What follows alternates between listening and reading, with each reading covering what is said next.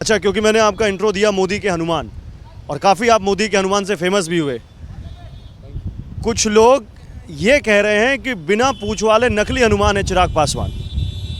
बिना पूँछ वाला नकली हनुमान कह रहे हैं आपको, कुछ लोग कह रहे हैं। कोई बात नहीं भाई, इन्होंने तो बहुत कुछ कहा है। मेरे हनुमान होने पर ही बहुत ताने कसे गए हैं, बहुत तरीके की बातें कही गई थी।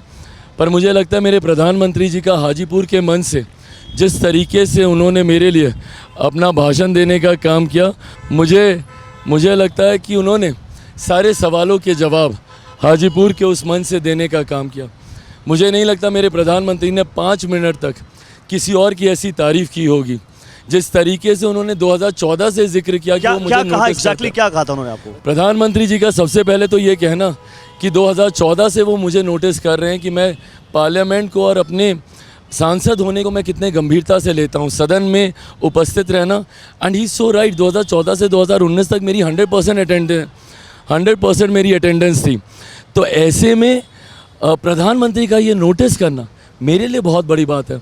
बातें करते करते उन्होंने ये तक भी कहा कि सॉरी मैं लिबर्टी लेके तू तड़ाक कर रहा हूँ, बट मेरे लिए ये बेटे समान रहा है, मैंने इसको बेटे की तरह देखा, इसलिए मैं ऐसी बातें कर रहा हूँ। अब ये तमाम बातें मेरे लिए बहुत मायने रखती हैं।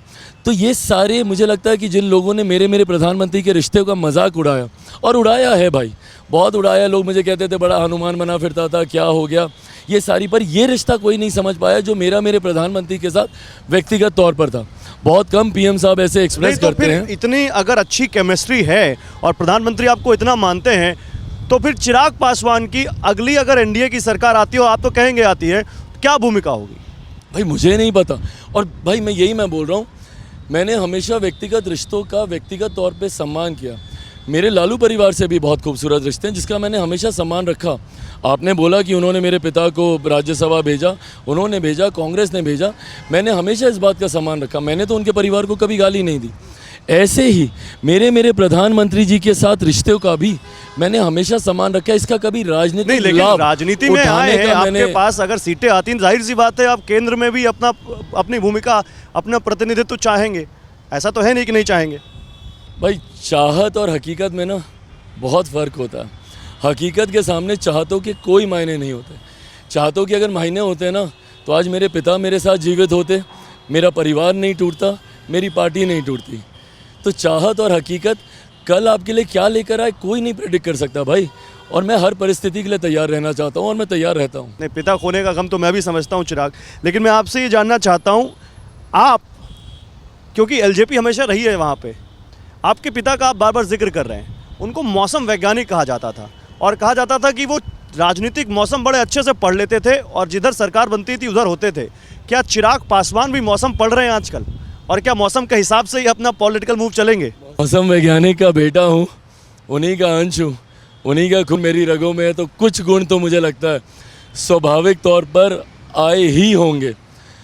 बट हैविंग सेड दैट, मेरे पिता ने भी कभी भी पोस्ट पोल अलायंसेस नहीं किए। इनकी सरकार बन रही है इसलिए मैं इनके साथ जा रहा हूँ, कभी भी नहीं।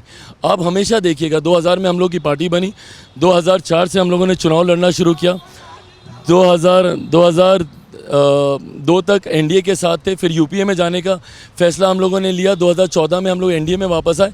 2004 में भी लोकसभा चुनाव से पहले हम लोग यूपीए में गए थे, 2014 में भी लोकसभा चुनाव से पहले हम लोग एनडीए में गए थे।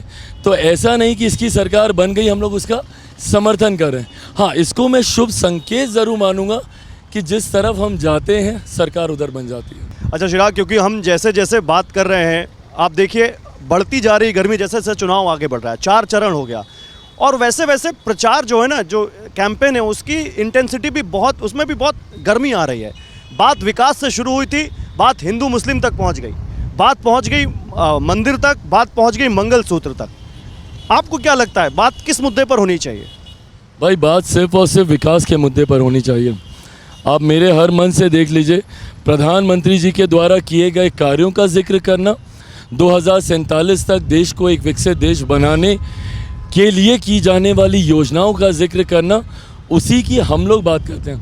विपक्ष ना बहुत खूबसूरती से ये नैरेटिव सेट कर देता है, ये कहते हुए कि हम लोग हिंदू मुस्लिम करते हैं। आप मुझे बताइए, मुसलमानों को आरक्षण दिया जाना चाहिए, ये जिक्र किसने किया?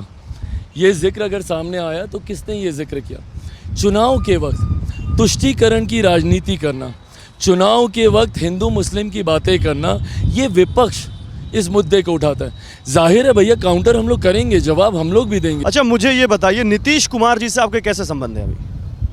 व्यक्तिगत बहुत खूबसूरत संबंध है, राजनीतिक तौर पे भी आज बहुत अच्छे संबंध हो गए हैं। Definitely there was a phase, मैं जानता हूँ जिस सोच के साथ आपने सवाल पूछा, definitely there was a phase जब हम लोग एक पेज पे नहीं थे, डिफरेंस ऑफ ओपिनियन थे, बट आज मुझे लगता है कि एक बड़े लक्ष्य के लिए हम लोग एक साथ आए हैं। प्रधानमंत्री जी को तीसरी बार देश का प्रधानमंत्री बनाने के लक्ष्य के लिए हम लोग साथ में आए हैं और बहुत मेच्योरिटी के साथ।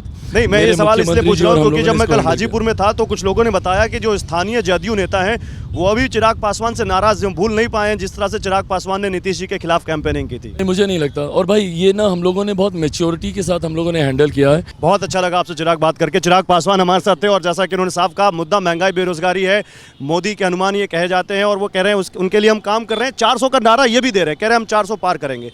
फिर बिहार में इसी बस पर किसी खास मेहमान के साथ बात करेंगे। तब तक के लिए बहुत शुक्रिया आप सभी का, थैंक यू।